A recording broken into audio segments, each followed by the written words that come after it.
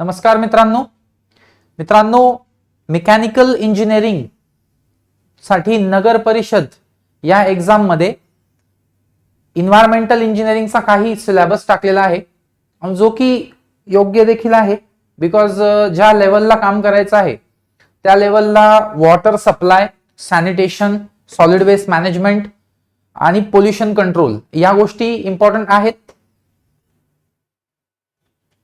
Civil engineering मध्ये सुद्धा तेच पॉइंट्स आहेत आणि मेकॅनिकल इंजिनिअरिंग मध्ये सुद्धा तेच पॉइंट्स आहेत. सो हा video irrespective of civil and mechanical तुम्ही बघू शकतात.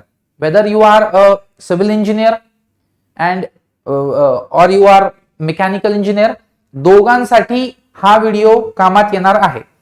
एक अराउंड 46 क्वेश्चन्स आहेत आपल्याकडे, जे की मोस्ट टॉप फेवरेट क्वेश्चन्स जे मला वाटतात ते मी निवडलेले आहेत. जनरली हे सगळे प्रिव्हियस इयर क्वेश्चन्सच आहेत, कुठे ना कुठे आलेले आहेत. आणि जर एन्व्हायरमेंट नसेल झालेला तर स्किप करण्यापेक्षा हा व्हिडिओ बघून तुम्ही पेपरला गेले तर कुठेतरी तुम्हाला एक इझी वाले जर समजा 5 प्रश्न आले तर त्यातले 3 प्रश्न तरी जमून जातील. ठीक आहे. सो जास्त काही वाचण्याची तुम्हाला आवश्यकता नाहीये बिकॉज आता दिवस पण वेळ पण तेवढा नाहीये. आणि मोस्ट टार्गेटेड कंटेंट काही करायचं असेल तर या पीपीटीला तुम्ही फॉलो करू शकणार. ही पीपीटी पण तुम्हाला मिळून जाईल, वेदर टेलिग्राम चॅनलवर किंवा मग ऍपमध्ये पण अपलोड केली जाईल. बट हे सगळे क्वेश्चन्स तुम्हाला 1 बाय 1 जर नसतील समजत, कारण आता एन्व्हायरमेंट खूप वास्ट सब्जेक्ट आहे, प्रत्येक ठिकाणी काहीतरी लॉजिक आहे, प्रत्येक ठिकाणी काहीतरी कन्सेप्ट आहे. फक्त सगळेच कन्सेप्ट आणि सगळेच लॉजिक आपण डिस्कस करू शकत नाही. So direct on target, right on the money ज्याला आपण बोलतो, ते आपण त्या पद्धतीने आपण सिम्पली स्टार्ट करू. इथे एन्व्हायरमेंट मध्ये फर्स्ट चॅप्टर एक जो असतो तुम्ही बघितला असेल, माहित असेल सिलेबस, तर वॉटर डिमांडचं फोरकास्टिंग असतं. त्याच्या अगोदर पॉप्युलेशन फोरकास्टिंग असतं. त्याच्या वेरियस मेथड्स आहेत. तर पॉप्युलेशन फोरकास्टिंग वरती सिव्हिल इंजिनिअरिंगला जास्त क्वेश्चन्स येऊ शकतात, पण युजली आता त्यांनी त्याच्यावरती क्वेश्चन विचारणं थोडं कमी केलंय. बट तो टॉपिक वाचल्याशिवाय एन्व्हायरमेंट प्रोसीड होतच नाही किंवा इनिशिएटच नाही होत. सो सगळ्यात अगोदर येतं पॉप्युलेशन फोरकास्टिंग, त्याच्या वेरियस मेथड्स आहेत. त्याच्यानंतर येतं वॉटर डिमांडचं कॅल्क्युलेशन किंवा वॉटर डिमांडसाठी स्टँडर्ड कोडल प्रोव्हिजन्स नुसार काही व्हॅल्यूज ठरवून दिलेल्या आहेत, त्यानुसार त्या घ्यायच्या. सो फर्स्ट क्वेश्चन जो आपण बघतोय तो आलेलाच आहे. सगळेच क्वेश्चन या पीपीटी मधले आलेले आहेत. विदाउट वेस्टिंग एनी टाइम आपण सरळ एक एक क्वेश्चन बघू. स्किप करणं, प्रश्न बघून घेणं वगैरे याच्यापेक्षा जे बोलतोय त्याच्यानुसार लक्षात ठेवा, तर काही गोष्टी डायरेक्टली लक्षात राहून जातील. पीपीटी आल्यावर पीपीटी वाचून घेऊ मग तर तेच झालं पुन्हा, मग लेक्चर मी घेतोच कशाला. ठीक आहे. याच्यामध्ये मी बऱ्यापैकी ठिकाणी डिस्कस करेल, बऱ्यापैकी ठिकाणी मी डायरेक्ट सांगून देईल की पाठ करा, याच्यावर नो डिस्कशन. ठीक आहे. सो ऑप्टिमम वेळेमध्ये आपण याला कव्हर करण्याचा प्रयत्न करू. याच्यानंतर मी काही मध्ये वेगळं बोलणार नाही. Only questions, their solutions and the answers. The ordinary per capita consumption. Per capita consumption म्हणजे काय असतं? Per head per day. ठीक आहे. Per capita consumption, so single person साठी per capita. So ordinary per capita consumption of water on account of industrial needs. Industrial needs, आता याच्यामध्ये industrial and commercial असं विचारलं तर तुम्हाला आन्सर द्यायचं असतं 70 लिटर्स. 70 लिटर्स. ठीक आहे. किंवा 70 लिटर्स एलपीसीडीज म्हणू शकतो आपण.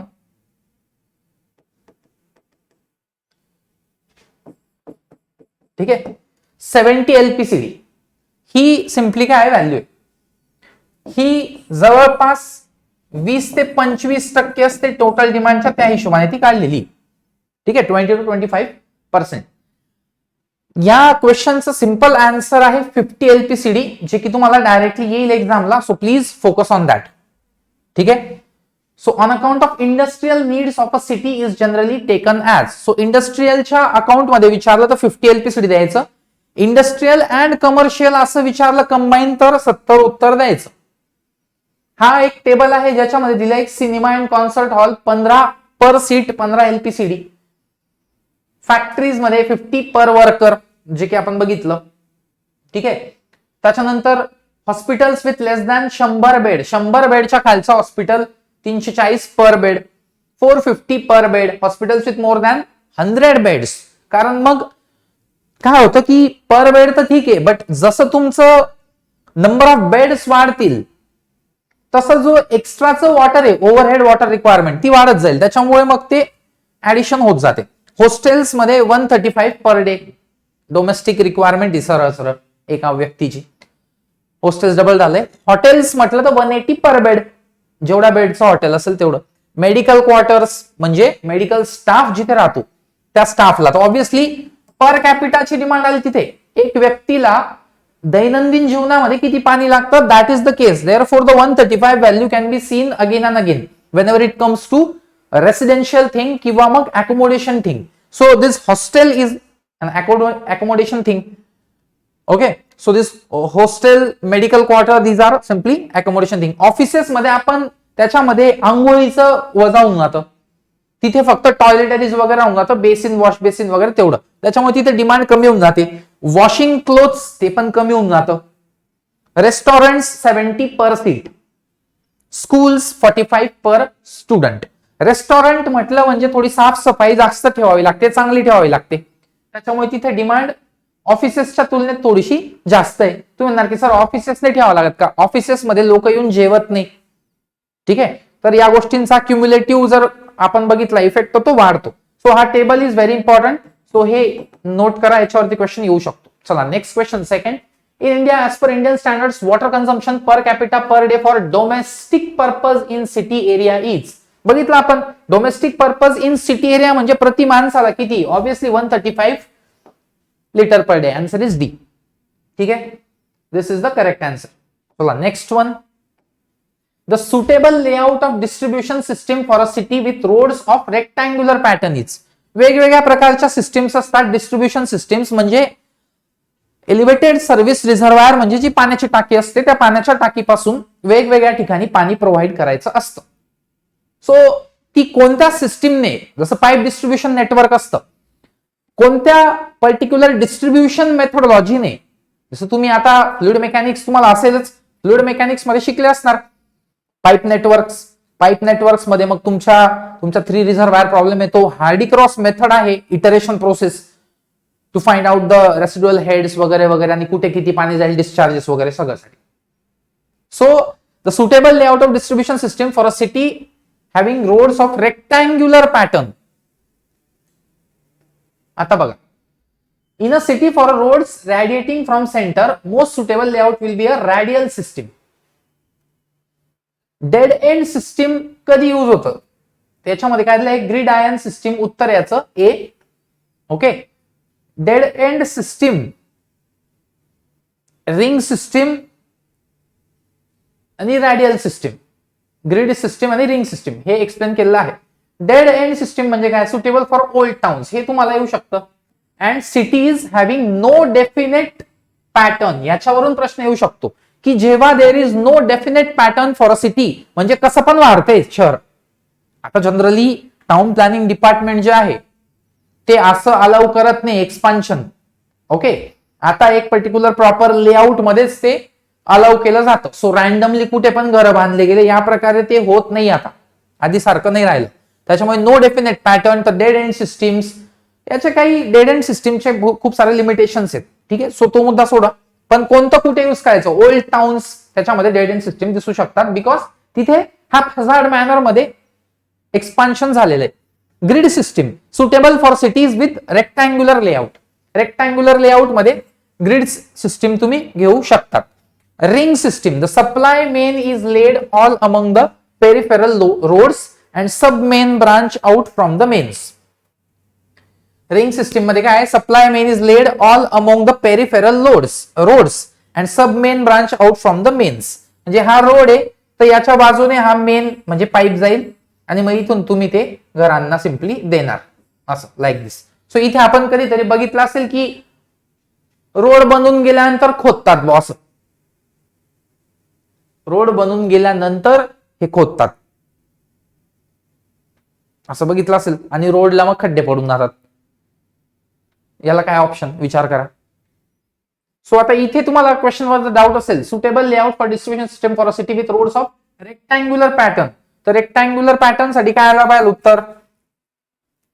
Rectangular layout. तर ग्रिड सिस्टीम उत्तर आलं पाहिजे. तर ग्रिड सिस्टीम बरोबर आहे. ठीक आहे. मग सर हे काय लिहिलंय? In a city for the roads radiating, radial system centre पासून हे जर असं असं असे रोड्स तयार होत असतील, ठीक आहे, जसे डबल रिंग रोड नागपूरला वगैरे बघितलं असेल तुम्ही, आतला एक रोड आहे, बाहेरचा एक रोड आहे, मधून ब्रांचेस त्याला कनेक्ट होतात. चेक करा तुम्ही सिस्टीम, भले तुम्ही गुगल मॅप बघा, तर जिथे अशा प्रकारची रोड सिस्टीम आहे तिथे रॅडियल सिस्टीम असते. ठीक आहे. चला next. Which of the following is the type of water intake works? What is water intake work? Suppose this is a river. हे रिव्हर आहे. ठीक आहे, हे रिव्हर आहे.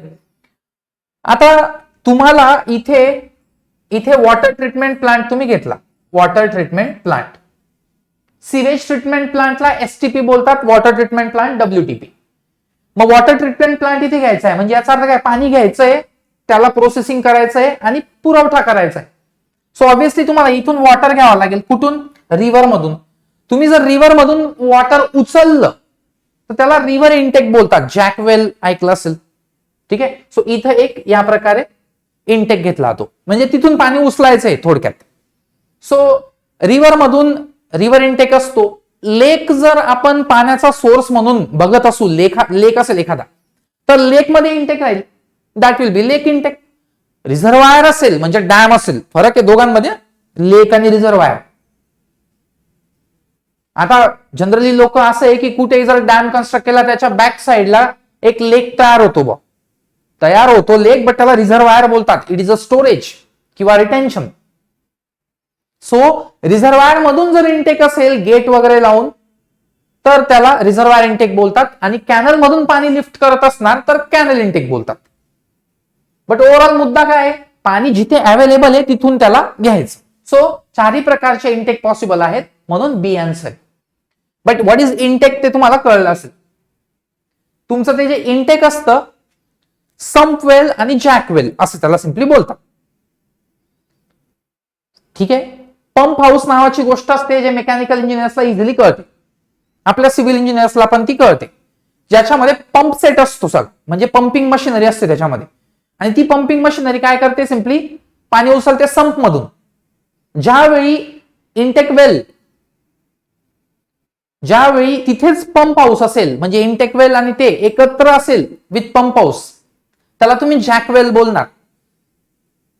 नाहीतर मग पंप हाऊस वेगळं आणि संप वेगळं असं डिफरन्स असतो.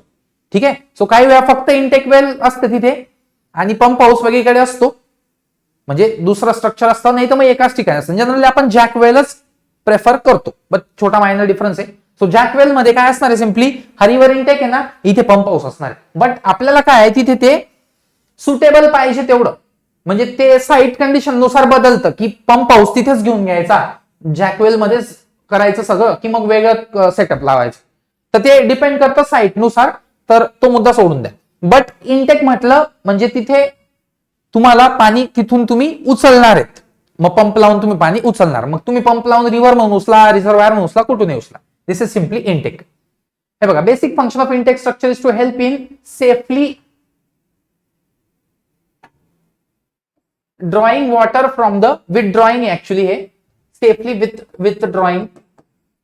withdrawing water from the source over predetermined pool level and then to discharge this water into the withdrawal conduit normally called as intake conduit. Following are the intake work structures. म्हणजे थोडक्यात एक stable level maintain करून पाणी तुम्हाला तिथून उचलायचंय, म्हणून intake लागते. कारण काय, रिझर्वायर मध्ये काय, रिव्हर मध्ये काय होणार आहे, वाहतं पाणी असणार आहे. वाहत्या पाण्यात डायरेक्ट पंपने टाकणार आपण, आधी त्या पाण्याला स्टॅबिलाइज करू एका ठिकाणी, साईडला थोडंसं घेऊ त्याला, ठीक आहे, आणि मग त्याला उचलू. चला next. Distribution mains in a water supply system are design for. Distribution मेन्सला कोणत्या गोष्टीसाठी डिझाइन केलं जातं? ऍक्च्युली आपल्याकडे हा एक स्ट्रक्चर टेबल आहे, कंपोनंट बघा आणि डिझाइन रेट बघा. काही याच्यात कन्सेप्च्युअल खूप काही असं काही नाही. तुम्ही जेव्हा डिझाइन करताय तेव्हा काय डिमांड कन्सिडर केली, असा तो सोपा सरळ मुद्दा आहे. जसं एक लक्षात घ्या की तुम्ही जेव्हा घरी असतात, सपोज कोणी पाहुणे येणार आहे, तुम्हाला जेवण तयार करायचंय, तर जेवण तयार करताना तुम्ही कशा प्रकारे हिशोब लावतात की किती पाहुणे येणार आहेत, तर आपण किती जेवण बनवणार, एक जस्ट असं एकदम असंच आपण हिशोब लावतो असं नाहीये, पण अंदाज तर आपल्या आई लावतेच की सपोज आपल्याकडे जर 5 माणसं येणार आहेत आणि 3 लेडीज येणार आहेत म्हणजे 8 लोक आले, लेडीजचं प्रत्येकी 2 पोळ्या पकडल्या, माणसांचं प्रत्येकी 3 पोळ्या पकडल्या, तर झाले 5 त्रिक 15 आणि लेडीजच्या 3 दुने 6, 15 आणि 6 22 झाले आणि त्यांच्यासोबत 3 लहान लहान मुलं आहेत, तर प्रत्येकाच्या 1.5 पकडून घ्या किंवा एक पकडून घ्या, वर्स्ट केस मध्ये त्यांच्याही 2 पकडून घ्या, असं तुम्ही करू शकता. ठीक आहे. मग याला तुम्ही म्हणणार की डिमांड काय, मग त्या डिमांडला सिम्पली काय व्हायला पाहिजे, रीच व्हायला पाहिजे. बरोबर आहे. आता हीच गोष्ट विचार करा, काल सगळ्यांचा उपवास होता, त्या 3 मुलांचा नव्हता, त्या 5 माणसांचा नव्हता, पण 3 लेडीजचा उपवास होता. काल उपवास होता म्हणजे आज त्यांना चांगलं जेवायला घालावं लागेल, असं सरळ हिशोब आहे. त्यानुसार मग ती डिमांड वाढेल. म्हणून मग इथे बघा डॅम साठी मॅक्सिमम डेली डिमांड काय ती लक्षात घेतली जाते, म्हणजे डिझाईन रेट जो आहे that is the discharge. Okay, discharge dam साठी किती असते तर maximum daily demand. Conveying main pipeline जी आहे, मेन वॉटर नेणारा पाईप, त्याला तुम्ही maximum daily demand. Water distribution system total demand बघितली जाते. Water treatment plant except rapid sand filter, त्याला मॅक्सिमम डेली बघितले जाते. पंप असेल किंवा रॅपिड सँड फिल्टर असेल, ठीक आहे, तर मग 2 times the average daily demand. आणि सर्व्हिस रिझर्व्हायर असेल तर maximum daily demand. Okay, but इथं जो आपण मुद्दा बघतोय तो आहे कोणता, डिस्ट्रीब्युशन मेन्स. डिस्ट्रीब्युशन मेन्स म्हणजे जे पाणी डिस्ट्रीब्यूट करतायत, तर त्यांचा जो क्रायटेरिया आहे तो हा आहे, कोइन्सिडेंट ड्राफ्ट म्हणतात त्याला. कोइन्सिडेंट म्हणजे काय, एकाच वेळी दोघं गोष्टी घडल्या, मॅक्सिमम डेली डिमांड आली आणि त्याच दिवशी आग लागली, तर फायर डिमांड पण त्याच्यामध्ये ऍड अप झाली. समजलंय का, फायर डिमांड ऍड अप झाली म्हणजे रोज जे पाणी लागतंय ते मॅक्सिमम डेली डिमांडने आपण पाठवणार, त्याच्यातली जी मॅक्सिमम आहे ती. मग तुम्ही कमी झाली डिमांड तरी पण ठीक आहे, ते पाणी काय बाहेर नाही पळणार, कारण सगळे जे ते पाईपलाईन्स बंद आहेत ना, ते काय कॅनल्स नाही की ओव्हरफ्लो होऊन जातील, तिथंच राहणार आहे ते पाणी. मग मॅक्सिमम डिमांड आली, सपोज मॅक्सिमम डिमांड आपण ठरवली 135 आहे आणि फायर डिमांड काहीतरी आली, सपोज पकडून घ्या 160 अशी आली. Okay, maximum daily demand. आणि आपण मॅक्सिमम आर्ली डिमांड पण काढतो, म्हणजे तासानुसार काढतो आपण, तासामधली म्हणजेच मॅक्सिमम आर्ली डिमांड. तर या दोघांचं ऍडिशन आणि सबचा मॅक्सिमम आर्ली डिमांड आहे 270, म्हणजे पूर्ण दिवसामध्ये जे 24 तास आहे त्याच्यापैकी 1 तासाची जिच्यात मॅक्सिमम डिमांड आहे तो तासाची 270 आहे. ठीक आहे. आणि मॅक्सिमम डेली डिमांड अधिक फायर डिमांड यांचं समेशन आहे, या 2 व्हॅल्यूज पैकी जो मोठा असेल त्याला म्हटलं जातं सिम्पली काय, त्याला तिथे कन्सिडर केलं जातं. म्हणून मग इथे आन्सर काय बघा, the maximum hourly demand on maximum day, the minimum hourly demand on minimum day, 75 of the average daily demand आणि the average daily demand. So इथे आन्सर काय येणार आहे, simply maximum hourly demand on maximum day. Maximum daily डिमांडच्या दिवशीची maximum hourly demand हे correct answer आहे. जर हे ऑप्शन नसतं फक्त कोइन्सिडेंट ड्राफ्ट असतं तर ते पण उत्तर आलं असतं. ठीक आहे, हा इम्पॉर्टंट आहे क्वेश्चन बघा. मॅथेमोग्लोबिनेमिया. आता मॅथेमोग्लोबिनेमिया हा जो आहे याला ब्ल्यू बेबी डिसीज पण बोललं जातं, ब्ल्यू बेबी डिसीज. आणि ऍक्च्युली ब्ल्यू बेबी डिसीज जो होतो तो होत असतो नायट्रेट्समुळे. कशामुळे, नायट्रेट्समुळे. इन डेप्थ जाणार नाही याच्यामध्ये, नायट्रेट्स, जेल्डाल नायट्रोजन वगैरे अशा पण प्रकारच्या गोष्टी आहेत. बट जे इन्फॅन्ट्स आहेत, इन्फॅन्ट्स, काही वेळा हा पण वर्ड येतो, इन्फॅन्ट्स, स्मॉल बेबी, तर यांच्यामध्ये या नायट्रेटचा प्रभाव दिसून येतो. Too much nitrate in water. Okay, too much nitrate in water. इथं लॅक ऑफ नायट्रेट पण म्हणू शकतात, लॅक ऑफ नायट्रेट असा पण ऑप्शन राहू शकतो. ठीक आहे. सो मोर नायट्रेट मोर नायट्रेट्समुळे काय होतं, ब्ल्यू बेबी डिसीज होतं. आणि ब्ल्यू बेबी डिसीजचा अर्थ सरळ आहे की ते निळे पडतात बाळ. So that is important. चला नेक्स्ट विचारू शकता ते, presence of too much of nitrate in water may adversely affect the health of infants causing a disease technically called methemoglobinemia, commonly called blue baby disease. Blue baby disease is caused due to the presence of excess amount of nitrates, NO3, 45 ppm पेक्षा जास्त. As per IS 10-500 1991 acceptable limit of calcium in standard drinking water is. आता various elements आहेत, त्यांच्या लिमिट्सच्या पाठ कराव्या लागतील. याच्यात काही कन्सेप्ट नाही काही. हा कन्सेप्ट काय आहे की वो बायोलॉजिकल काही स्टडी झाला असेल आणि त्याच्यानुसार ठरलं असेल की बॉडीमध्ये इनकन्सिस्टन्सी जनरेट व्हायला लागून जाते. कधी की हा एलिमेंट या लिमिट पेक्षा वाढला. खूप साऱ्या लोकांचे सॅम्पल्स कलेक्ट केले जातील किंवा त्यांना अंडर ऑब्झर्वेशन ठेवलं जाईल आणि त्यांचं जे कॅल्शियमचं प्रमाण आहे त्याच्यानुसार ते ऑब्झर्वेशन चालेल. मग खूप 1, 2, 3 वर्षाच्या ऑब्झर्वेशन नुसार मग ठरेल की इतक्या लिमिट्स पर्यंत ज्यांच्यामध्ये कॅल्शियम जात होतं त्यांना काही फरक नाही पडला आणि याच्यावरती जो गेलाय तेच फक्त थोडेसे आजार त्यांच्यामध्ये डेव्हलप झालेले आहेत किंवा काही वेगळे रिझल्ट आलेले आहेत. सो सिंपल एकदम हे आपली ह्युमन बॉडी काय सस्टेन करते त्याच्या बेसिसवर आलेले पॅरामीटर्स आहेत.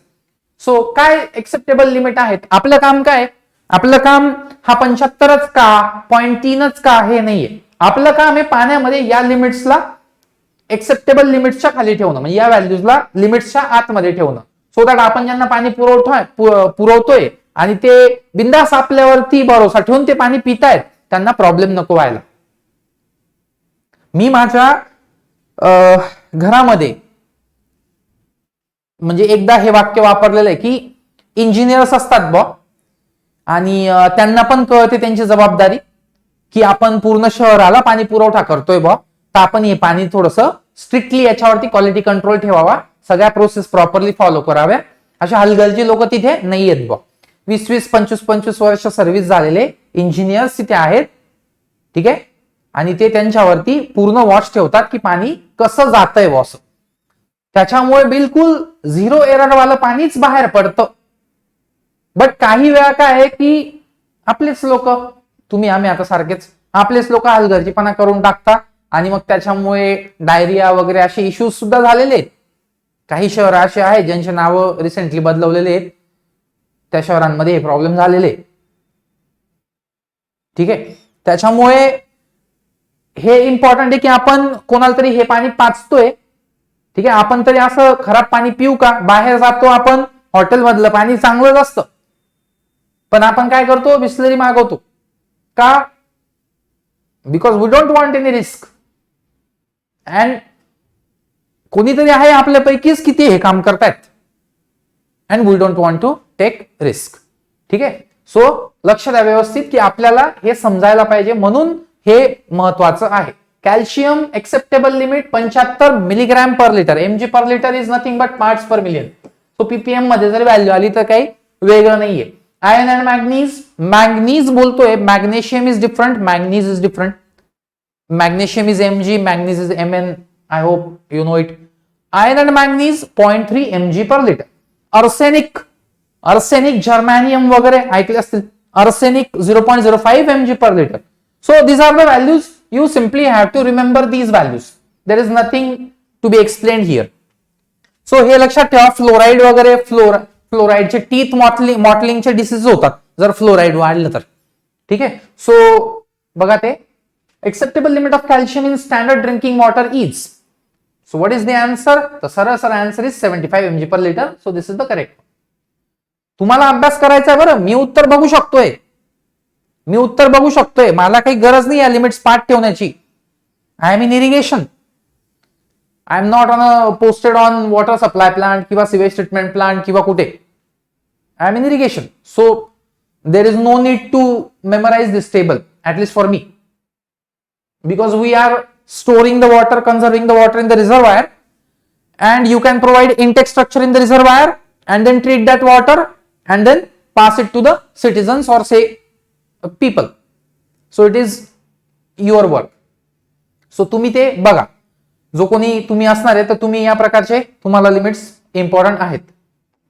सो मी उत्तर जरी बघत असलो तरी तुम्हाला हे परवडणार नाही. एक्झाम आहे तुमची. Which of the following are used as coagulant? Which of the following are used as coagulant? What is a coagulant? What is process of coagulation? Small particles असतात ते पार्टिकल्स खूप वेळेपर्यंत काय करतात, सस्पेंडेड फॉर्म मध्ये फिरत राहतात आणि आपण वाट बघतोय खाली बस खाली बस खाली बस, सो दॅट खालून तुला रिमूव्ह करून देऊ. आपण काय करतोय, पाण्याला शांत करतोय.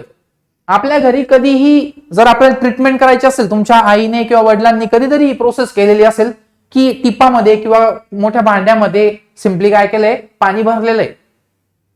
ते काय करतात, तुरटी आणतात आणि तुरटी त्याच्यामध्ये फिरवून देतात आणि मग वरचं पाणी आणि मग काही वेळ जाऊ देतात आणि जे बारीक बारीक पार्टिकल्स आहेत ते खाली सेटल झालेले असतात.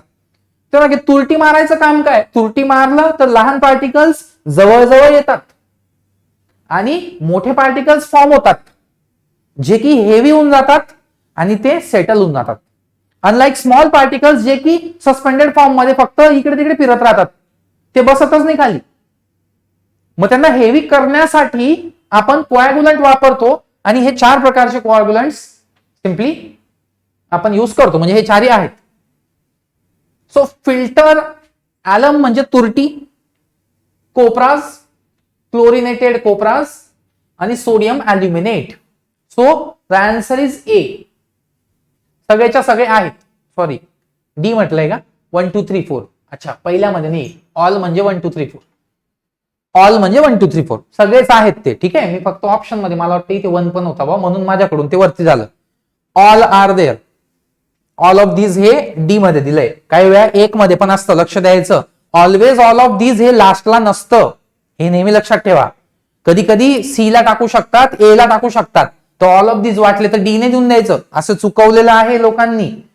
तुम्हाला खरं वाटेल नाही वाटेल मला माहित नाही, बट असं चुकवलेलं आहे. As per I S 10/500 1991 the permissible limit of magnesium in drinking water is PWD 2019 ला पण आलाय. Assistant town planning, TPA, assistant town planning नाही तर town planning assistant,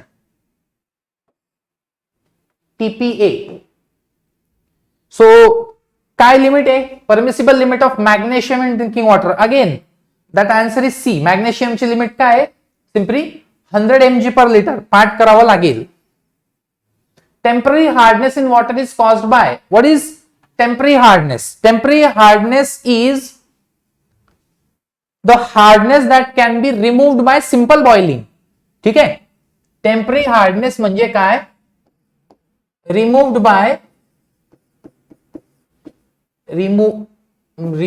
by simple boiling. बघा, काही वेळा तुम्ही पातेल्यामध्ये पाणी गरम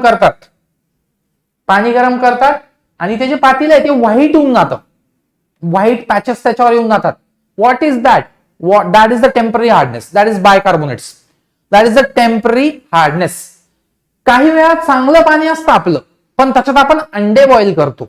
अंड्याचं जे शेल आहे that is has composition of bicarbonate. So ते अंडे त्याच्यामध्ये बॉईल केल्यामुळे तिथून ते जे बायकार्बोनेट्स निघतात किंवा कार्बोनेट्स निघतात ते त्या पातेल्यावर सेटल होतात. सो अंडे बॉईल केलेलं पातेलं हे थोडंसं बुरसट होऊन जातं. That is nothing but the temporary hardness. So the temporary hardness is due to presence of carbonate and bicarbonates of calcium and magnesium. हे विचारू शकतात. The hardness due to the presence of carbonates and bicarbonates of calcium and magnesium is nothing but temporary hardness. And this can be removed by simple boiling. Simple बॉइलिंगने remove केली जाऊ शकते. हा पण प्रश्न येऊ शकतो. चला पुढे. Maximum permissible turbidity. What is turbidity? Turbidity is nothing but पाण्याचा गढूळपणा. पण मग मोजतात कसं, लाईट पास करतात, पाण्यातून लाईट पास करतात आणि किती लाईटचे पार्टिकल्स स्कॅटर झाले, म्हणजे किती लाईट अडवला गेला, या बेसिसवरती युनिट्स आलेले आहेत various. So maximum permissible turbidity for drinking water. तुम्ही पिणार का? जर पाण्यामध्ये कण दिसत असतील, गढूळ पाणी दिसत असेल तर तुम्ही पिणार का? नाही पिणार, भलेही ते हार्मफुल नसो. बट तुमची मानसिकता जी आहे ती तशी बनली की पाणी स्वच्छ नाहीये. प्रत्येक वेळी पाण्यामध्ये जर काही सस्पेंडेड मॅटर असेल तर ते हार्मफुल आहे असं नसतं, हे लक्षात घ्या. इवन काही प्रकारचे कलर असतात पाण्याला, ते सुद्धा हार्मफुल नसतात. समजलं ना? बट ह्युमन टेंडन्सी काय सांगते की this water is not clear water.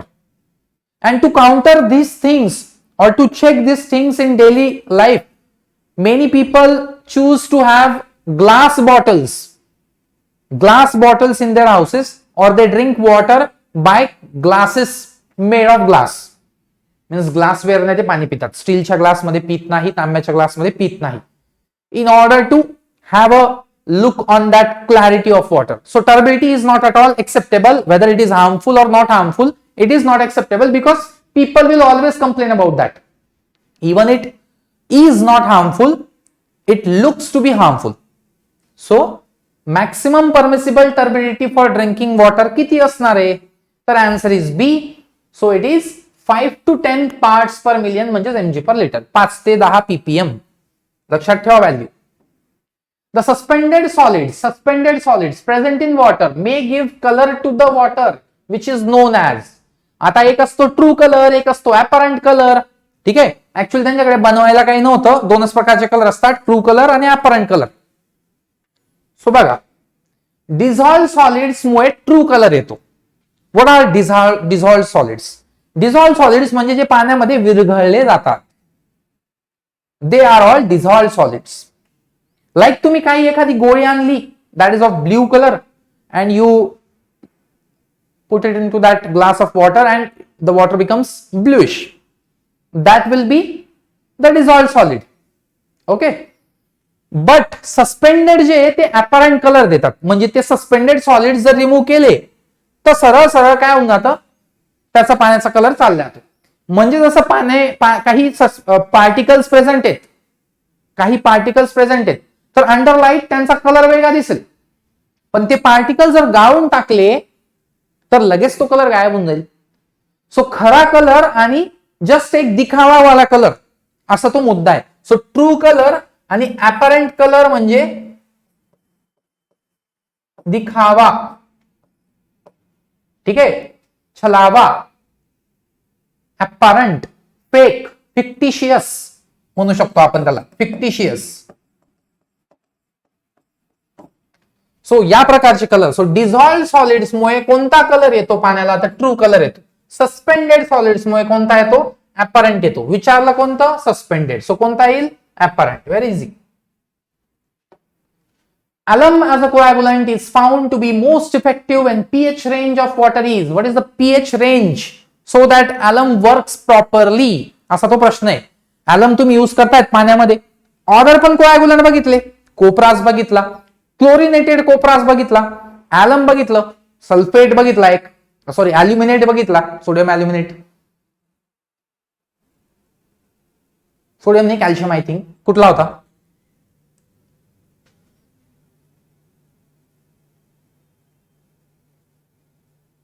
लगेच रिवाइज करूया आपण. हा, sodium aluminate. Yes, sodium aluminate होता.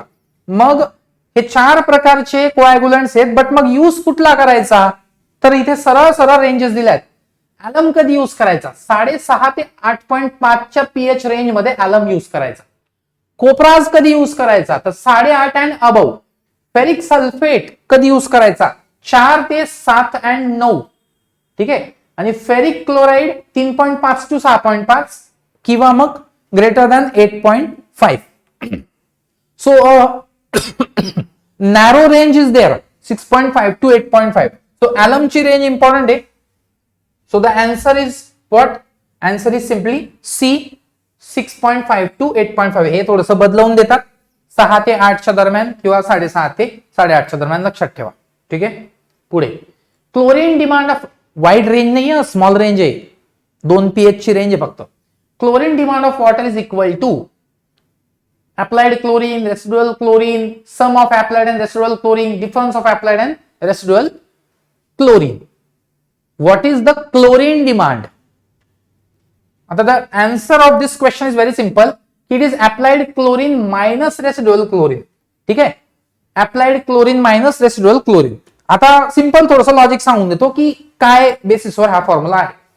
हे वॉटर आहे, याला तुम्हाला डिसइन्फेक्ट करायचं आहे. ओके, फायनल प्रोसेस जी असते ना ती डिसइन्फेक्शनची असते. त्याला डिसइन्फेक्ट करण्यासाठी क्लोरीन डोस दिला जातो. क्लोरीन डोस जो पाण्याचा वास येतो ना जेव्हा पाणी येतं, तर पाण्याचा एक असा निचळ टाईप वास येतो. That is simply of chlorine. Even तुम्ही जीवन ड्रॉप ऐकला असेल कधी, तो आपण ड्रॉप असतो एक, तो पाण्यात टाकून देता, that is also type of chlorine. तुम्ही चेक करा त्याचं काय ते, त्याचे इन्ग्रेडियंट्स किंवा त्याचे कंटेंट्स. पण ती डबी उघडली, तिचा वास घेऊन बघा, तो वास आणि ते जस्ट आलेलं जे पाणी आहे कॉर्पोरेशनचं, काही ठिकाणी मॅन्युअली भरला आता अजून पण, त्या नवीन आलेल्या जस्ट आलेल्या fresh water from the water supply plant, त्याचा वास आणि त्या डबीतला वास सारखा असतो, बिकॉज त्यांचा कंटेंट सेम आहे, क्लोरीन. सो फायनल तुम्हाला क्लोरीन डोस तुमच्यापर्यंत येतो. बट काय की खूप सारं क्लोरीन जे आहे ते रेसिड्यू म्हणून त्या पाण्यातच राहतं, ते ऍक्च्युअली डिसइन्फेक्टंट म्हणून राहत नाही, आणि आपल्याला ते पुढे पण पाठवायचं असतं. त्याच्यामुळे ऍक्च्युअल डिमांड जी आहे तिच्यापेक्षा थोडं जास्त क्लोरीन आपल्याला टाकावं लागतं. ओके, सो इथे जर तुम्ही म्हटलं तर chlorine demand of water is equal to the difference of applied chlorine and residual chlorine. ठीक आहे, हे बघा, अप्लाइड क्लोरीन आणि हा रेसिड्युअल क्लोरीन, रेसिड्युअल आणि हा applied, and this is what? This is the chlorine demand.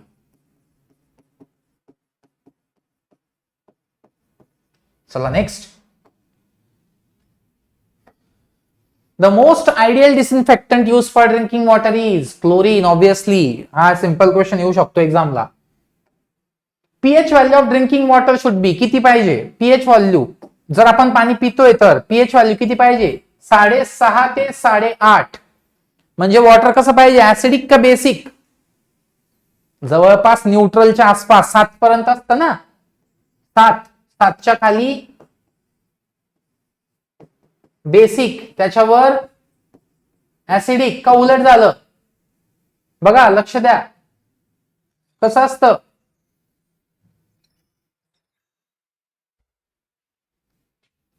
सात पेक्षा जास्त, 7 पेक्षा कमी, ऍसिडिक कुठे? तर तो ना ऍसिडिक मध्ये जातोय ना बेसिक मध्ये जातोय. 7च्या 0.5 अलीकडे आणि 1.5 पलीकडे, म्हणजे थोडस ते त्या साईडला शिफ्टेड आहे. तर हे तुम्ही विचार करा. पण ड्रिंकिंग वॉटरचा पीएच जो आहे तो तुमचा लक्षात असला पाहिजे. It is very important term. See पुढे, which metal is toxic in drinking water even at low concentration? आता अल्युमिनियम जो आहे तो लोकांच्या डोक्यात येतो. ठीक आहे, copper is good, zinc actually सापडत नाही पाण्यामध्ये तेवढा, बट क्रोमियम पाण्यामध्ये सापडतो. आणि झिंक हे कमी प्रमाणात असलं किंवा अल्युमिनियम हे कमी प्रमाणात असलं तर धकून जातं. इव्हन ते मिठायांवरती जी फॉईल असते थोडीशी ती सिल्वर टाईपच फॉईल असते, अल्युमिनियम फॉईल. सो अल्युमिनियमचा इतकं काही इश्यू नाहीये. क्रोमियम तेवढा थोडा सिरियस आहे की तो कमी याच्यात पण नाही चालत. लो म्हणतायत ते, लो कॉन्सन्ट्रेशन पण नाही चालणार. कोणाचं? क्रोमियमचं. The term heavy metal refers to any metallic chemical element that has a relatively high density and is toxic or poisonous at low concentrations. Example of heavy metals कोणते कोणते? Mercury नाही चालणार, cadmium नाही चालणार, थॅलियम नाही चालणार, क्रोमियम नाही चालणार, आर्सेनिक तर पॉइझनच आहे यार, लीड पण पॉइझन आहे, लीड पॉइझनिंग, हे सगळे पॉइझन आहेत, हे नाही चालणार, कमी पण नाही चालणार. The maximum permissible color for domestic supplies on platinum cobalt scale, very famous question. Platinum cobalt scale वरती काय पाहिजे? Maximum colour 10 to 20 parts per million. Smell जर तुम्हाला चेक करायचा असेल तर स्मेल चेक करण्यासाठी कोणतं युनिट आहे? तर TON युनिट आहे. TON, threshold odour number. आणि कलर चेक करायचा असेल तर प्लॅटिनम कोबाल्ट स्केल वरती 10 ते 20 ही त्याची परमिसिबल लिमिट आहे. Next, Jackson turbidity unit and formazin turbidity unit are based on the principle of absorption of light का स्कॅटरिंग? जॅक्सन आणि फॉर्मझिन दोघांचं विचारलंय. So both scattering, both absorbing, one is absorbing, other is scattering, किंवा one is scattering, other is absorbing. So we will have a look at a table. Table म्हणण्यापेक्षा theory. Based on absorption principle. Absorption of light principle वरती कोण आहेत? तर turbidity rod आणि Jackson turbidity meter. Jackson turbidity unit असतं JTU. Based on scattering principle, light scattering principle वर कोण? तर बेलीज टर्बिडिटी मीटर आणि मॉडर्न नेफ्लोमीटर. त्याला नेफ्लोमीटर टर्बिडिटी युनिट बोलतात, NTU. Okay, so the simple answer is what? Check करून घ्या, A उत्तर आहे. ऍब्सॉर्प्शन वर कोण आहे? Jackson. Jackson is based upon absorption and other is based upon Formazine. Formazine is based upon scattering, I think. Okay.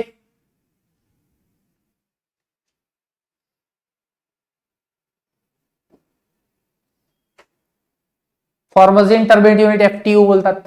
Period of cleaning of rapid sand filter is. किती वेळ लागतो पिरियड ऑफ क्लिनिंग? आता parameters बघून घ्या. Slow sand filter आणि rapid sand filter या दोघांवर प्रश्न येऊ शकतो.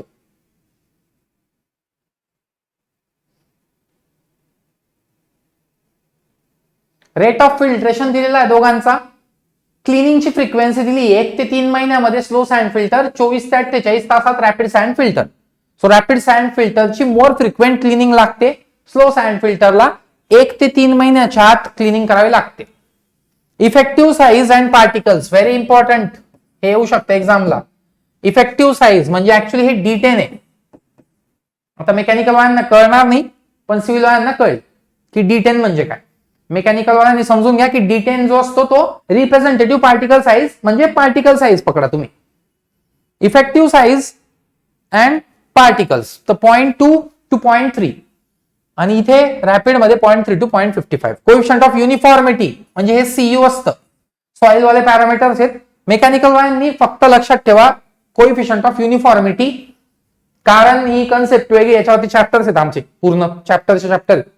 ठीक आहे, तर ते काही परवडणार नाही तुम्हाला सांगायला, तर ते विषय सोडून द्या. पार्टिकल साईज, सॉइल जी असते ना ती वेगवेगळ्या पार्टिकल्स मध्ये विभागली असते. पार्टिकल साईज ही वेगवेगळी असते सॉइलची. तर लहान पार्टिकल्स, मोठे पार्टिकल्स, मध्यम particles, fine sand, coarse sand, हे क्लासिफिकेशन आम्ही करत असतो. ठीक आहे, सॉइलचं. आणि ह्या क्लासिफिकेशन मधून 2 पॅरामीटर्स आम्ही कॅल्क्युलेट करत असतो. आपण नाही, आम्ही कॅल्क्युलेट करतो, तुम्हाला ते काही उपयोगाचं नाहीये. ते 2 पॅरामीटर्स जे आम्ही कॅल्क्युलेट करतो दॅट इज म्हणजे वी सिव्हिल इंजिनियर सांगतोय मी. आपलं हे CU म्हणजे आपला कोएफिशिएंट ऑफ युनिफॉर्मिटी आणि दुसरा असतो तुमचा कोएफिशिएंट ऑफ कर्वेचर. ठीक आहे, सो या 2 गोष्टी आम्ही कॅल्क्युलेट करतो आणि याच्यावरून सिम्पली काय करतो? सॉइलला जज करतो, सॉइलला क्लासिफाय करतो. तर सिम्पली सॉइलचं क्लासिफिकेशन साठी CU ची व्हॅल्यू गरज आहे. CU च्या व्हॅल्यूची गरज आहे आणि तो CU किती असला पाहिजे? तर 3 ते 5 स्लो सँड फिल्टर साठी आणि 1.2 ते 1.6 हा रॅपिड सँड फिल्टर साठी. आता सिव्हिलच्या मुलांनी हे ठरवा की 3 ते 5 म्हणजे ती वेल ग्रेडेड आहे, पुअरली ग्रेडेड आहे की काय, आणि रॅपिड सँड फिल्टर मध्ये 1.2 to 1.6 काय. मेकॅनिकलला कोणालाही असं विचारणार नाही. ठीक आहे, फक्त coefficient of uniformity of slow sand filter directly असं विचारतील, आपल्यालाही डायरेक्टली तेच विचारतील. इफिशियन्सी कोणाची? तर नाही विचारू शकता. इफिशियन्सी म्हणजे output by input. Slow sand filter is 98 to 99% efficient. Rapid sand filter is not that efficient, 80 to 90%. So these are the important parameters. So याचं जे उत्तर आहे मग ते, अरे यार, ते उत्तर आहे B, 1 to 3 days. 1 to 3 days म्हटलंय का?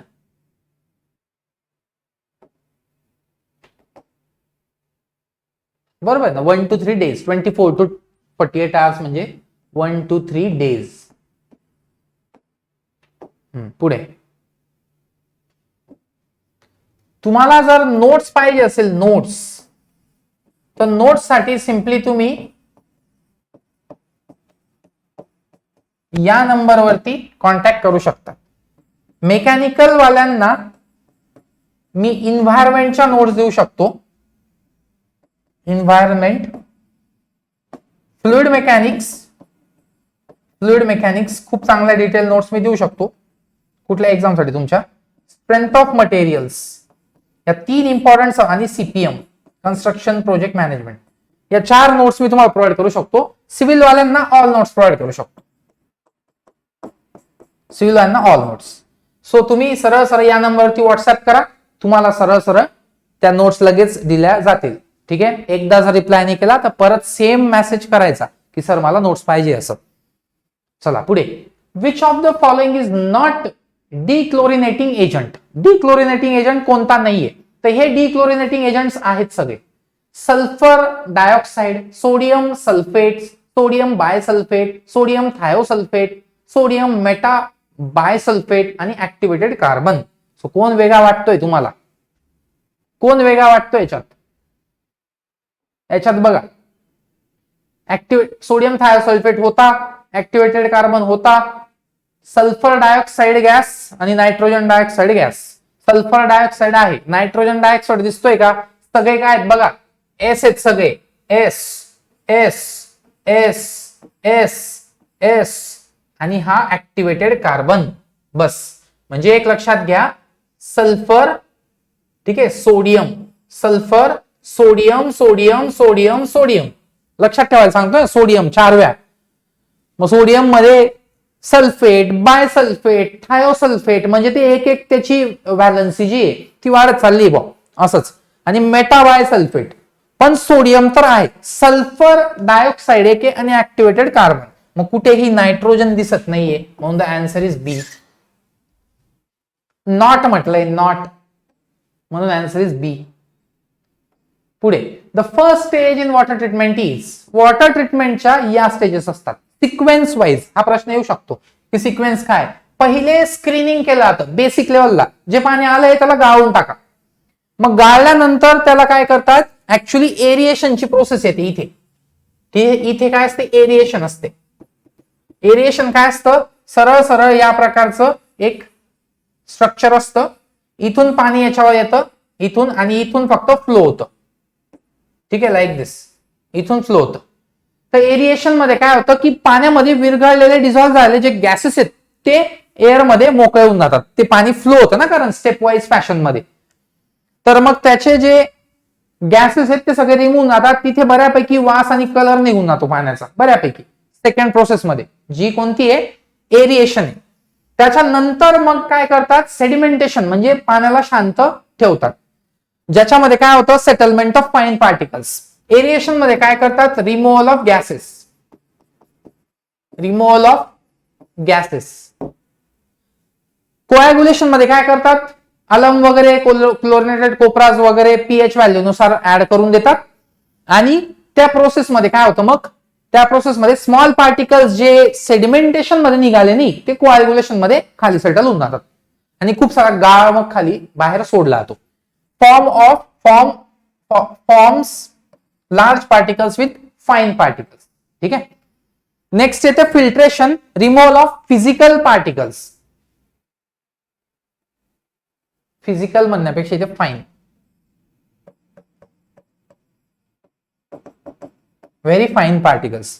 आणि डिसइन्फेक्शन मध्ये removal of disease causing compounds. Disease causing compounds म्हणजे काही हार्मफुल बॅक्टेरिया जर असतील तर ते डिसइन्फेक्शन मध्ये काढले जातात. म्हणजे सगळ्यात तिथे आपण फोकस कशावर करतोय, कलर रिमूव्हलवर, ऑर्डर रिमूव्हलवर, मग सॉलिड्सच्या रिमूव्हलवर. ठीक आहे, त्या म्हणजे पाणी पूर्ण आधी क्लिअर करून टाकायचं आणि लास्टला मग डिसइन्फेक्ट करायचं, पुढे मूव्ह करायचं. जर पाणी खूप जास्त हार्ड असेल तर वॉटर सॉफ्टनिंग टेक्निक यूज केल्या जातात, जसं की लाईम सोडा प्रोसेस, झिओलाइट प्रोसेस. ठीक आहे, असं. So screening, aeration, sedimentation, coagulation, filtration, disinfection अशी ही प्रोसेस आहे. So the very first stage is actually काय रे, फर्स्ट स्टेज कुठे गेली, स्क्रीनिंग नाहीच आहे का तिथे? ए उत्तर दिलंय.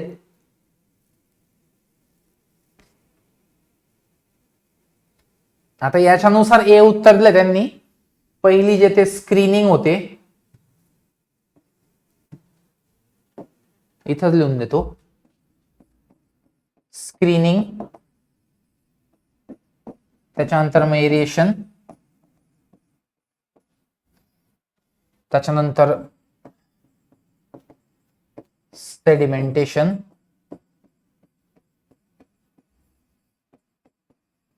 Coagulation, filtration,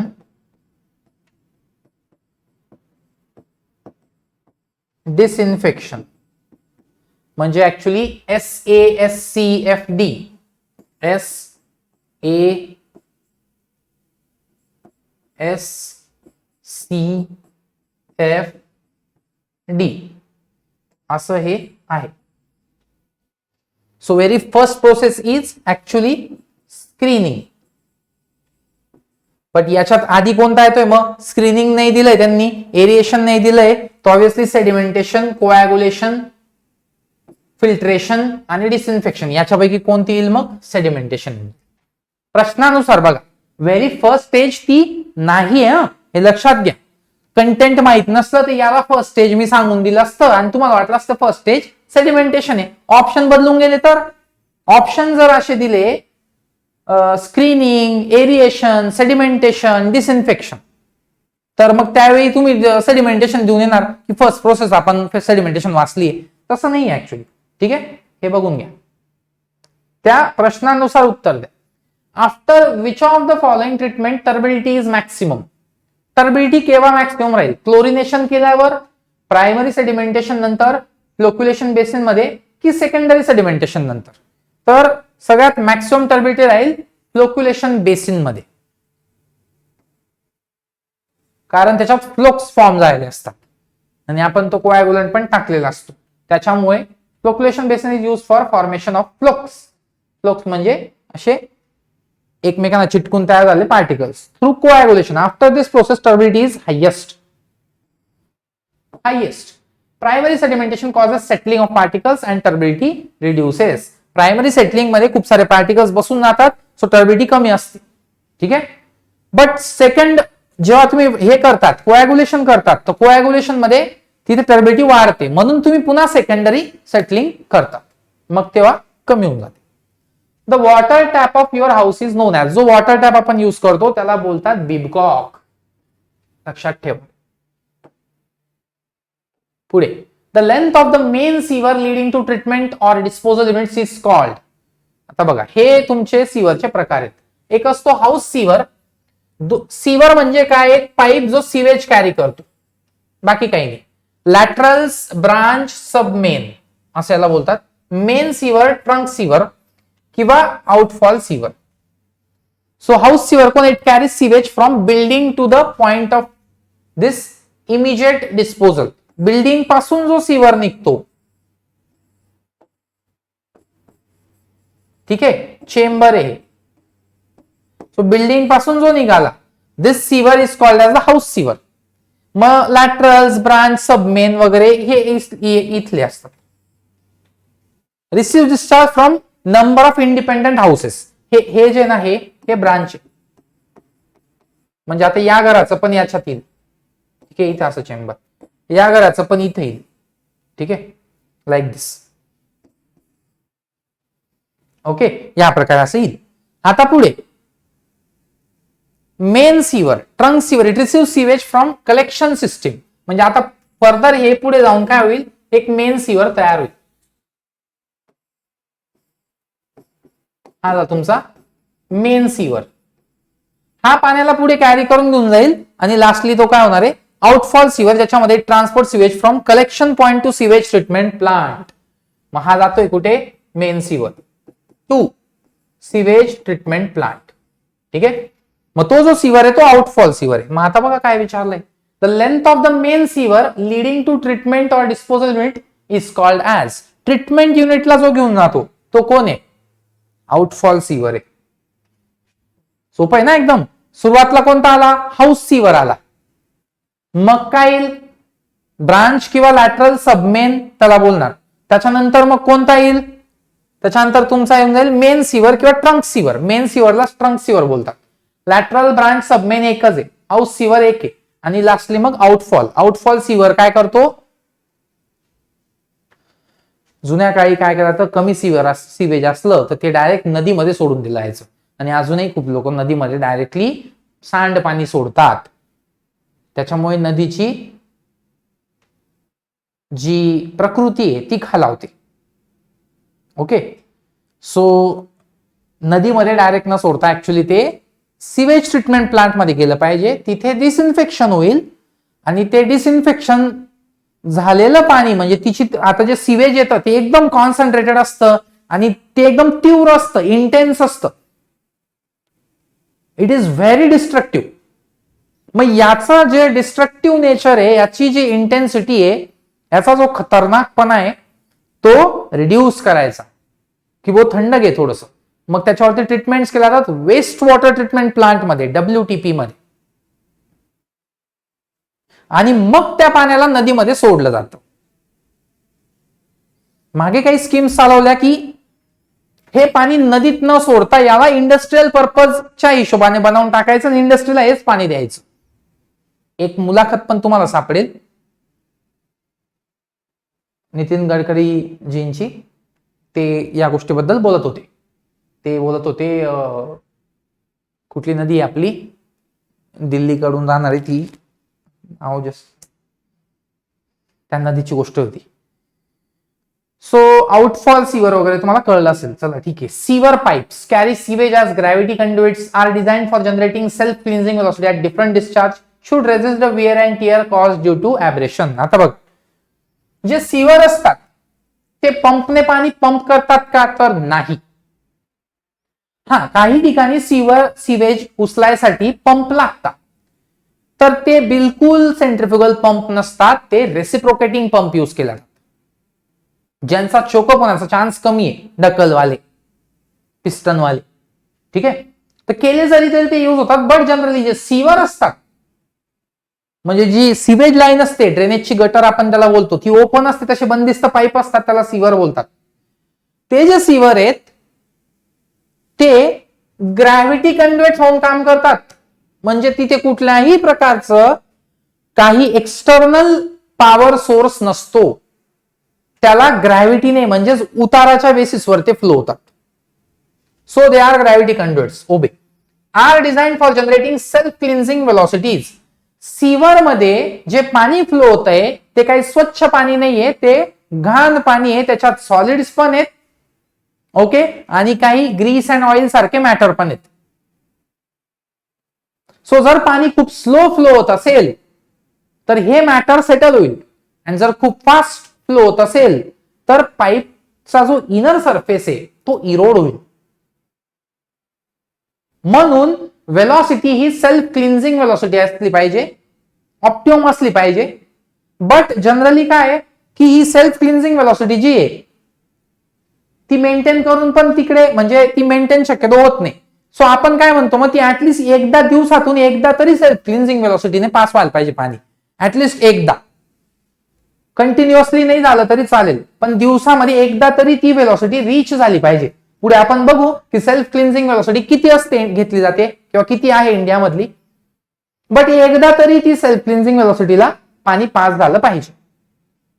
so are designed for generating self cleansing velocity at different discharge should resist the wear and tear caused due to abrasion. Inner जे घर्षण होतंय, फ्रिक्शन होतंय, त्याला रेजिस्ट करायला पाहिजे कोणी? सीवर पाईप्सने. So I think all of the above are true and D is the correct answer. The gas which is mainly responsible for explosion in sewers is. काही वेळा सीवर्स मध्ये काय होतं, जे सीवेज आहे त्या सीवेज मधून जे गॅसेस निघतात ते गॅसेस अक्युमुलेट होतात आणि they have sometimes no chance to get out. Therefore तिथे एक्सप्लोजन होतं. तर ते एक्सप्लोजन कोणामुळे होतं? तर ते मिथेनमुळे होतं. त्याच्यामुळे व्हेंटिलेशन शाफ्ट सोडले जातात सीवर पाईप्स मध्ये. व्हेंटिलेशन शाफ्ट सोडले जातात जिथून काय होईल, गॅसेस रिलीज होतील.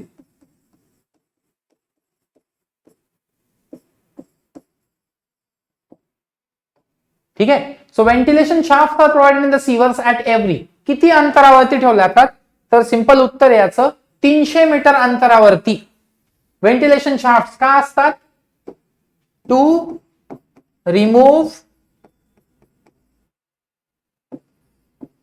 Gases that can cause explosion. पुढे specific gravity of sewage is slightly एकापेक्षा जास्त असते. Specific gravity of sewage is slightly एकापेक्षा जास्त, खूप जास्त नाही. Self cleansing velocity for all sewers in India किती घेतली जाते? किती घेतात? 1 ते 1.2 मीटर पर सेकंद. ही वेलोसिटी सीवर मधून म्हणजे त्या पाईप मधून एकदा तरी पास झाली पाहिजे पूर्ण दिवसामध्ये, म्हणजे ते चोकअप नाही होणार. Self cleansing velocity avoids choke up.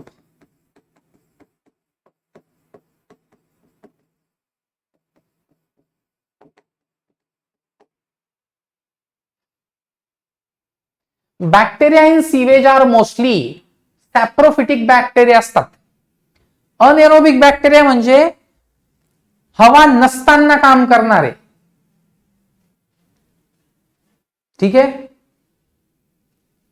सॅप्रोफिटिक bacteria develop dead organic substance which helps to break down waste into inorganic and organic byproducts. These bacteria play a critical role in the treatment of sewage by facilitating or accelerating the decomposition process of organic matter. Without saprophytic bacteria, decomposition may not occur. Very important. Species of saprophytic bacteria perish after having played their part in the relevant stage of decomposition. लुप्त होऊन जातात ते नंतर. Next, if no organic matter present in water, BOD of water will be. What will the BOD if there is no organic matter? काय? If there is no organic matter, then the demand of oxygen for biological activity is zero. Therefore, BOD is zero. BOD is what? BOD is biological किंवा biochemical oxygen demand. Organic matter जे present आहे ते decompose होतं, त्याच्यासाठी oxygen consume होतो. जसं जसं oxygen consume होतो तसं तसं काय होतं, त्याच्यातलं डिकम्पोजिशन प्रोसेस ही स्लो डाऊन होत जाते. सो ऑक्सिजन तिथे मस्ट आहे. एकदाच सगळं डिकम्पोज होऊन मोकळं आलं की मग त्याच्यामध्ये खूप कमी गोष्टी राहून जातात. ऑनगोईंग बायोलॉजिकल ऍक्टिव्हिटी म्हणजे काय, तर त्याच्यामध्ये ऑर्गॅनिक मॅटर आहे आणि बायोलॉजिकल ऍक्टिव्हिटी सुरू आहे. म्हणजे काय? बीओडी आहे. बायोलॉजिकल ऑक्सिजन डिमांड किंवा बायोकेमिकल ऑक्सिजन डिमांड म्हणजेच काय की त्याची ऑक्सिजनची डिमांड अजून आहे. म्हणजे याचा अर्थ जेव्हा पाण्यामध्ये ऑनगोईंग बायोलॉजिकल ऍक्टिव्हिटी आहे, बायोलॉजिकल ऍक्टिव्हिटी अजून पण सुरू आहे, म्हणजे याचा अर्थ ऑक्सिजन डिमांड अजून पण सुरू आहे. असं पाणी आपण पिलं तर ते आपल्यासाठी घातक आहे. म्हणून ड्रिंकिंग वॉटर मध्ये बीओडी किती पाहिजे? 0 पाहिजे. So if no organic matter present, तर हेच तर पाणी पाहिजे आपल्याला. आपला उद्देश काय की ऑर्गॅनिक मॅटर तिथे नकोय कुठल्या प्रकारचं. मग नदीमध्ये कोणतं पाणी सोडायचं? युजली 0 बीओडी वालं पाणी. मग ड्रिंकिंग वॉटरची बीओडी विचारली तर ऍक्च्युली आपण नदीमध्ये डायरेक्ट 0 करून सोडत नाही. थोडी बीओडी आपण ठेवतो त्याच्यामध्ये आणि मग सोडतो. सो बाकीचं मग नदी काय करते, त्याला बरोबर काढून टाकते. पण ड्रिंकिंग वॉटर म्हटलं तर 0 BOD. So answer is 0. Removal of oil and grease from sewage is. एक टँक असतो या प्रकारचा, ज्याला स्किमिंग टँक बोलतात. Skimming tank. आता what is skimmed milk? Skimmed milk ऐकलं असेल. मलईचा थर वरती येतो. मलई दुधामध्ये बुडू शकत नाही, ती वरती फ्लोट करते. सेम जर ती मलई उचलली पाण्यात टाकली तर ती काय होते?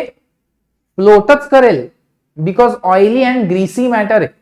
सो जे पण ऑइली आणि ग्रीसी मॅटर आहे जे याच्यापासून येतं, किचन्स मधून येतं, त्याच्यासाठी एक टँक तयार केला जातो, त्याला बोलला जातं स्किमिंग टँक. आणि इकडे ऑइल अँड ग्रीस राहतं. सगळं ऑइल अँड ग्रीस फ्लोट करतं आणि इकडून पाणी इकडे जातं आणि मग याला आपण रिमूव्ह करतो असं. ठीक आहे. सो हे कोणती टँक आहे? स्किमिंग टँक आहे. स्क्रीनिंग, फिल्ट्रेशन सगळे चोकअप होऊन जातील. हे ऑइल अँड ग्रीसमुळे सगळे चोकअप होऊन जातील. ते आता तुम्ही सुया घेऊन पण बसल्यानंतर निघणार नाही ते. ठीक आहे. म्हणून स्क्रीनिंग आणि फिल्ट्रेशन मध्ये असंच मॅटर, स्क्रीनिंग मध्ये तरी असंच मॅटर असतं की जे न चिकटणार असतं. मोठे मोठे गोष्टी ज्या असतात त्या रिमूव्ह करायसाठी, लाकडाचे तुकडे मोठे मोठे ग्रीट बघतात तेवढा रिमूव्ह करायसाठी असे मायन्यूट पार्टिकल्स हे फिल्ट्रेशन म्हणूनच निघतात. आणि स्किमिंग वाला मॅटर जर केला नाही मग तर फिल्टर पूर्ण चोकअप होऊन जाईल. Screening to remove large floating particles such as debris, trees, animal dead bodies म्हणायचे त्याला, animal dead bodies, branches, bushes, हे सगळं झाडाचं जे फ्लड मध्ये येतं ना वाहून ते वालं. Skimming to remove oils and grease. Filtration for removal of very fine suspended particles. हेच विचारलं जाईल तुम्हाला कुठे काय यूज होतं बॉस किंवा कोणतं कशासाठी. Detention period. डिटेन्शन म्हणजे काही वेळ अडवणे, डिटेन करणे, थांबवणे, रोखून धरणे. मग किती वेळ असतो. सेप्टिक टँक बद्दल विचारतात की सेप्टिक टँक मध्ये किती वेळ राहतं. ऍक्च्युली हे सगळे ऑप्शन चुकलेले आहेत, कुठेच काहीच लॉजिक नाही. सेप्टिक टँक मध्ये मटेरियल हे 12 ते 36 तास राहतं. 12 ते 36 तास म्हणजे अर्ध्या दिवसापासून 1.5 दिवसापर्यंत. कोणतं सेप्टिक टँक जिथे आपण जातो सकाळी. Number 2 WC. ठीक आहे बरोबर. हा मग WC मधलं जे मॅटर आहे नाईट सॉइल म्हणतो आपण त्याला. That night soil is the solid content that is simply detained in the septic tank, and that matter is completely disintegrated by bacteria in the septic tank only, and the excess of water is just removed. त्याला मग आपण तिथे शोषखड्डा वगैरे या गोष्टी असतात तिथे. Okay so let us move forward. Septic tank 12 ते 36 तास आहे. ठीक आहे कुठल्याही प्रकारचं मिनिट्स नाहीये. हे ऑप्शन चुकीचे आले होते एक्झामला. नेक्स्ट स्लाइड चेक करा. हे कुठलंही नाही, इतका कमी नसतो. 20 मिनिटांमध्ये काय प्रोसेस होणार आहे. डिसइंटिग्रेशन साठी खूप वेळ लागतो. ओके 70, 75, 80, 90. आता what is this. Minimum width of a septic tank is assumed. Septic tank चे डायमेन्शन्स बघा. For septic tank as per IS 2470 part 1 minimum width, minimum capacity, minimum free board. Minimum width is 750 mm, minimum capacity is 1000 litre आणि minimum free board is 300 mm. म्हणजे 1000 लिटरच्या खाली capacity नसतेच. आणि minimum free board 300 mm सोडावा लागतो कारण तिथे पण गॅसेस तयार होतात आणि तो बाजूने पाईप काढलेला असतो वास निघण्यासाठी, ते गॅसेस निघण्यासाठी, वास नाही गॅसेस निघण्यासाठी. ठीक आहे सो लक्षात घ्या की ते आहे किती 750 mm म्हणजे 75 centimetre. Important question. Detritus tanks are the examples of. हे बघा rectangular grit chambers, detritus tank, skimming tank, oxidation pond सगळे येऊ शकतात. To separate out the grit, gravel, sand. What is grit. Grit म्हणजे तुकडे असतात बारीक बारीक. ग्रॅव्हल म्हणजे मोठे तुकडे. सँड म्हणजे माहिती तुम्हाला. एग शेल्स अंड्याचे तुकडे एक्सेट्रा ऑफ साइज 2 mm और लार्जर. 2 mm किंवा लार्जर साठी रेक्टँग्युलर ग्रिट चेंबर असतो म्हणजे ग्रिट चेंबर असतो. Detritus tanks to separate out not only larger grit but very fine sand particles. Detritus tank. Skimming tank grease and oil. Oxidation pond open flow through earthen basins specifically designed for treating sewage with the combined action of algae and aerobic bacteria. Algae आणि aerobic bacteria oxidation pond वरती येतं. Oxidation ditch पण असतं एक वाचणार जमलं तर. So what is answer. Detritus tank. Oxidation pond आहे का तो. नाही. सेडिमेंटेशन टँक आहे का ते. काय आहे बघा काय. Rectangular grit chambers. सो हे मोस्ट क्लोजली इथे रिलेट होतं.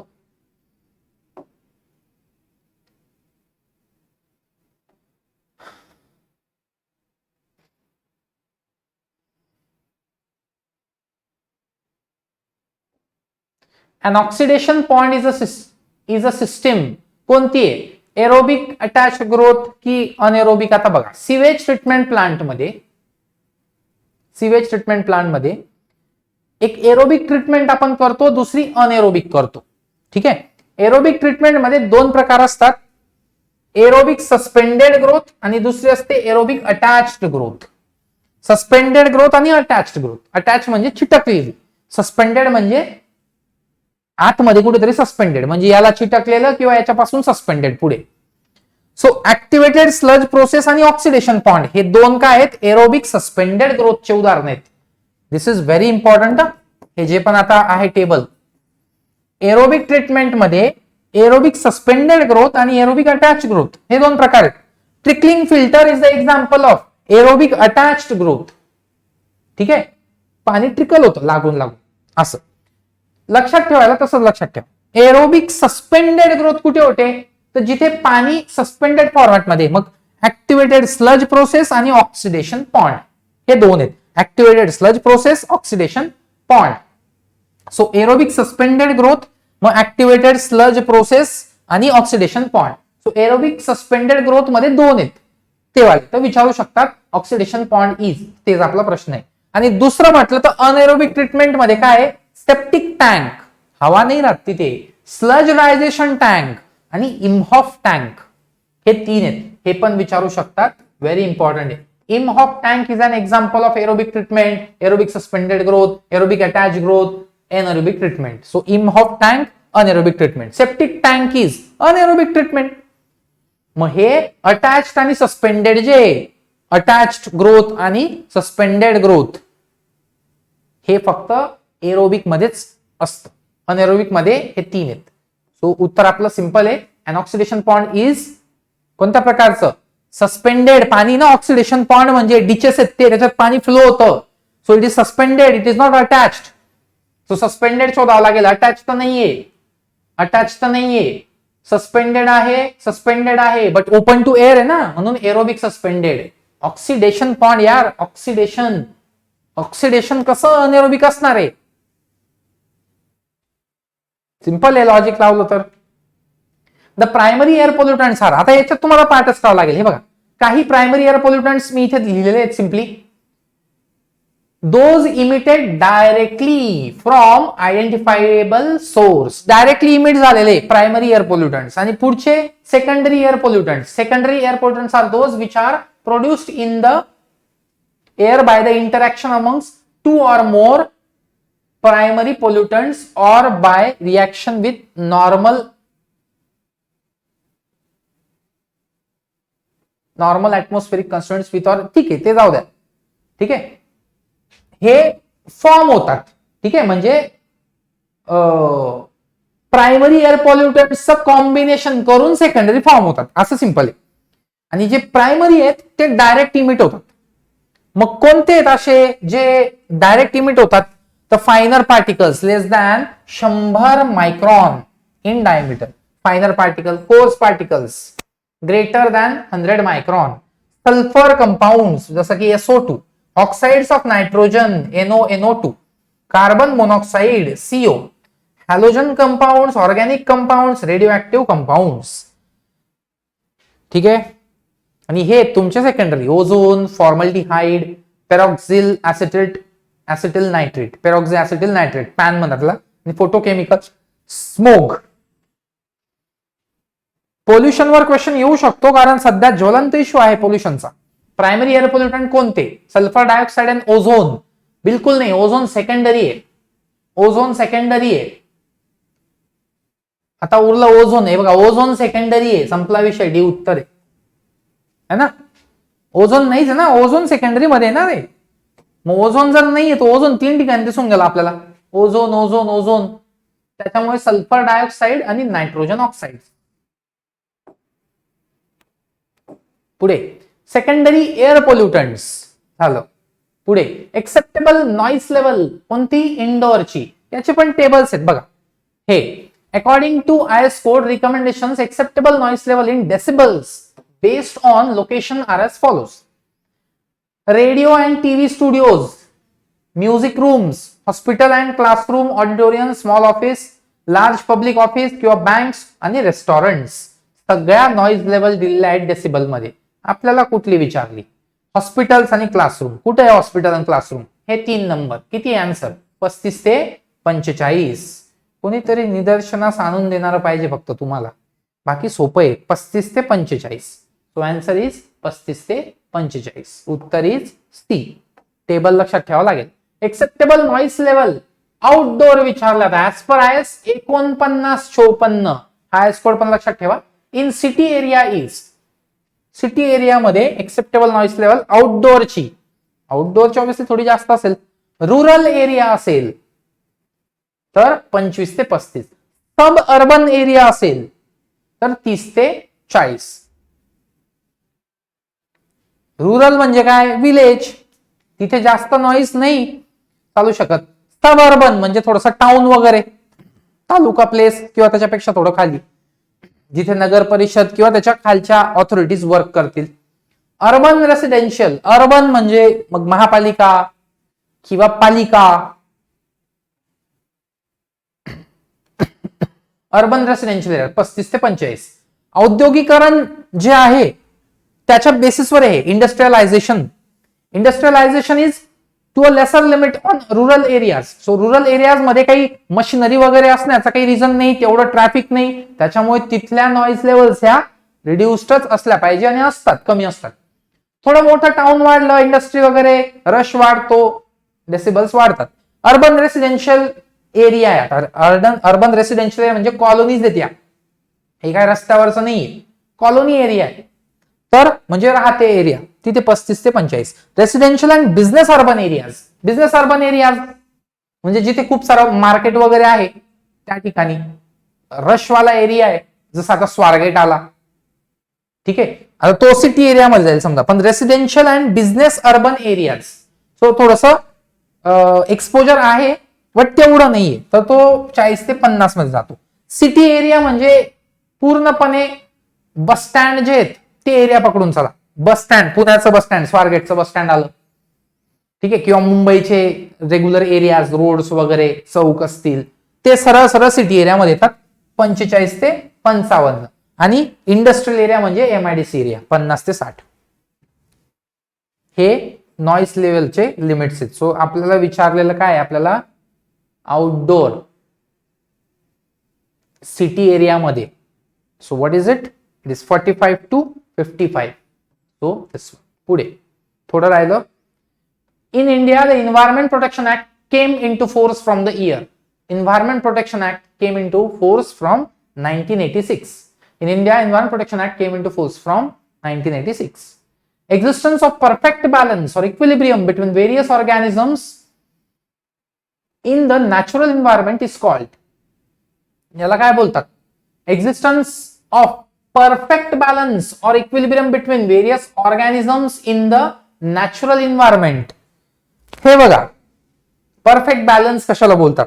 तुम्ही घेतला ऍपलचा फोन, ठीक आहे, मग तुम्हाला घ्यावं लागलं ऍपलचं चार्जर. ऍपलचं चार्जर सेपरेट येतं आयफोनचं. मग तुम्ही घेतली वॉच, स्मार्ट वॉच, ती पण तुम्ही घेतली ऍपलची. मग त्यानंतर तुम्ही घेतला लॅपटॉप, मग तो पण तुम्हाला वाटलं की यार ऍपलच घेऊन टाकू, ऍपल. तिघ गोष्टी ऍपलच्या होऊन गेल्या. मग तुम्ही इयरबड्स घेतले किंवा इयरपॉड्स घेतले, जे काही हेडफोन घेतले, ते पण तुम्ही घेतलं ऍपल्स. पेन ड्राईव्ह घेतला समजा, त्यांचा अवेलेबल आहे का नाही मला नाही माहिती. मग जे पण पॉवर बँक घेतली, पेन ड्राईव्ह घेतला, आहे का नाही मला माहित नाही. ऍपल स्टोअर वरती मे बी असतील ऍक्सेसरीज मध्ये. बट हे तुम्ही काय तयार केलं? हे तुम्ही प्रॉपर कनेक्टिव्हिटी तयार केली. ते ऍपलचं वॉच फोनला लगेच पटकन कनेक्ट होईल. फोन मधला डाटा जर तुम्हाला लॅपटॉप मध्ये टाकायचा आहे तो लगेच कनेक्ट होऊन जाईल, लगेच तुम्ही ट्रान्सफर करू शकता. म्हणजे तुम्ही एक थोडक्यात ऍपलचं इकोसिस्टम तयार केलं. व्हेरी सिंपल, याला म्हणता इकोसिस्टम. सो वन्यजीव असतात, वन्यजीव संरक्षण कायदा वगैरे भरपूर आहे. तुम्ही सिलेक्ट झाले, तुमची ट्रेनिंग वगैरे होईल, त्यावेळी तुम्हाला येतील या गोष्टी.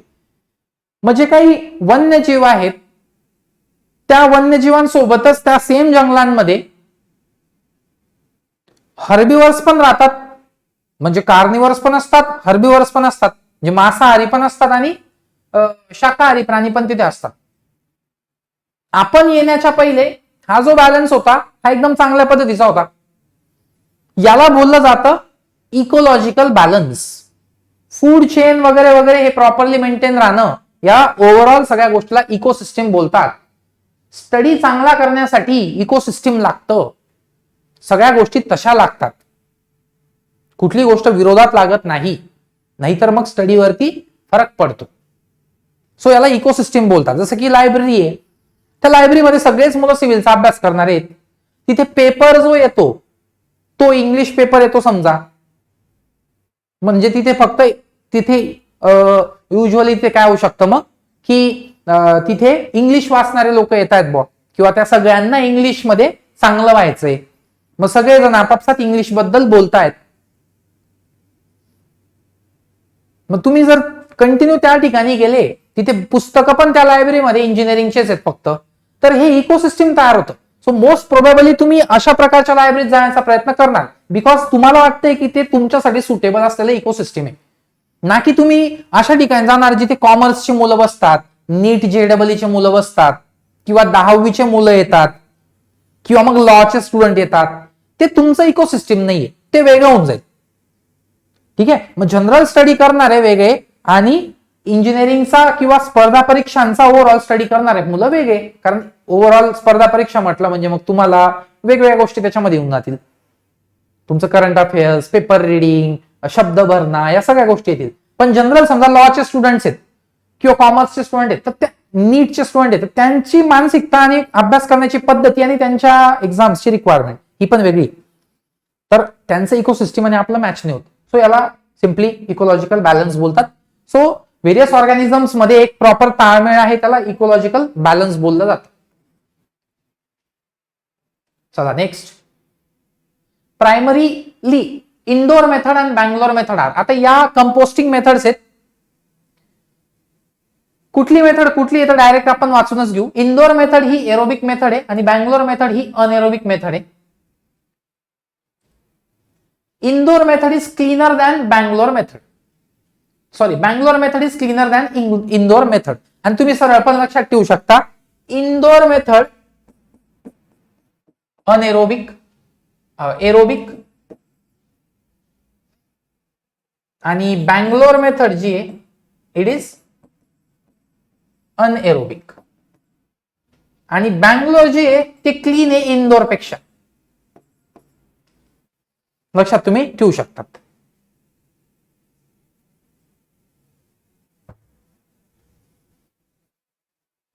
सी उत्तर येईल, aerobic and anaerobic in nature respectively. And this is most important question, very important. हे सॉलिड वेस्ट मॅनेजमेंट मधून तुम्हाला प्रश्न हा येऊ शकतो. सगळे पॉइंट्स कव्हर केले तुम्ही. Electrostatic precipitator is most useful for which of the following industries. तर जिथे ऍश वगैरे येते तिथे इलेक्ट्रोस्टॅटिक प्रेसिपिटेटर यूज केला. तर जनरली ऍश फॉर्म होते थर्मल पॉवर प्लांट्स मध्ये जास्तीत जास्त. ठीक आहे. सो याचा आन्सर सी होतो. The process of burning the garbage into ash is known as. गार्बेजला बर्न करून टाकायचं, इन्सिनरेशन. काय बोलतात? इन्सिनरेशन, जाळून टाकायचं त्याला. Incineration is a waste treatment process that involves the combustion of substances contained in waste materials. Incineration of waste material convert the waste into ash, flue gases and heat. Lastly, the following statements are related to municipal solid waste. Select the correct option. Garbage includes all sorts of putrescible organic waste obtained from kitchens, hotels, restaurants, etc. Rubbish includes solid waste originating in households, commercial establishments and institutions, excluding garbage and ashes. Garbage म्हणजे particularly काय? Kitchens पासून, hotels पासून, मग त्याच्यामध्ये सडण्यासारखं matter आहे, सडण्यासारखं, पिट्रिसिबल organic waste. सडण्यासारखं matter आहे, ते कुजण्यासारखं, वास येण्यासारखं आहे. ठीक आहे. तर त्याला गार्बेज बोलणार तुम्ही, कारण तुम्हाला दिसतंय किचन्स, हॉटेल्स, रेस्टॉरंट्स. पण जे ऑफिसेस असतात तिथे पेजचे तुकडे, ओके, पेजेसचे तुकडे किंवा प्लास्टिक पीसेस किंवा चहा ज्याच्यात त्या कप्स मध्ये पितात ते पेपर कप्स समजा, which are not made of paper, very thin micro layer of plastic is present in that also. Whenever you drink a cup of tea in that plastic paper, around 60,000 microparticles of polythene enter your body. So don't be in a state that there is no plastic in that cup. असं बिलकुल गैरसमज मध्ये नका राहू. So both statements are true. Rubbish is the thing that is not degradable basically. त्याच्यामध्ये polythene, plastics, paper cuttings किंवा जे काही कागदाचे तुकडे वगैरे, फाईलचे तुकडे, मेटल पीस छोटे मोठे सगळं रबिश मध्ये ते येऊन जाईल. ठीक आहे. So household commercial establishment पासून हे येतं, excluding garbage and ashes. So both statements are true and here we end this one. Municipal solid waste, refuse all material that is wasted. Garbage, dry refuse, organic in nature. Rubbish, dry waste from offices, residences, inorganic in nature. It is combustible, जे जळू शकतं. Okay. Which term is not related to 3R used for solid waste management? 3R. आता solid waste management मध्ये 3R आहेत. तर 3R जे आहेत ते कसले आहेत? सगळ्यात आधी जे वेस्ट आहे त्याला काय करा तुम्ही, रिड्यूस करा, म्हणजे त्याचा व्हॉल्यूम कमी करा बेसिकली.